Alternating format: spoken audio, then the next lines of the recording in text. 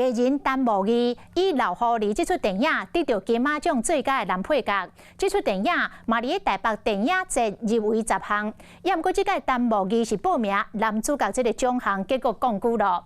台北电影节的总监李阿梅讲，陈柏宇报名男主角，但是戏份无够多，所以较吃亏。这是互伊真无欢喜。批评讲，评审敢是以码表来计算演员出现偌久？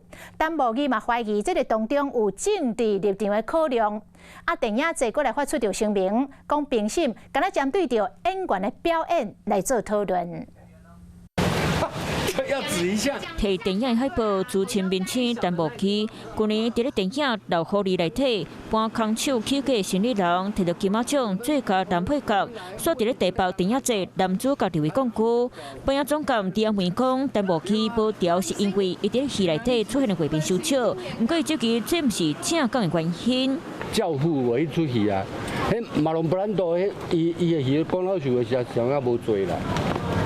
是毋是迄阵你就去调迄最佳男主角？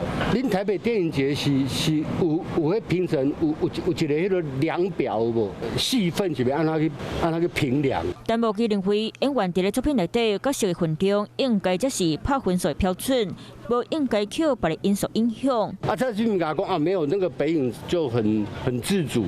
通常讲到很自主我相信在那公布政治考量，我是去看得贵的。导演摆明了跟我讲说。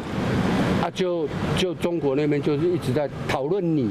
我陈木易呢，是一个浪漫的台独工作者。陈柏宇嘛袂颁奖，唔通摕码表伫咧算时间，算每一个演员演出的表数。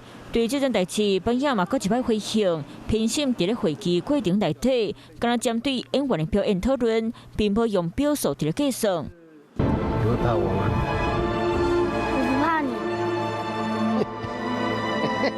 上来。虽然陈柏宇对颁奖表示意见，不过电影《老狐狸》除了白论心入围颁奖男主角，搁入围导演、编剧、女配角等10项大奖。陈柏宇嘛讲，也可以参加典礼，展现伊风度。Hello， 我是林明瑞。想要抢先掌握最及时的新闻资讯吗？赶快订阅、按赞、开启小铃铛，锁定我们华视新闻的 YouTube 频道。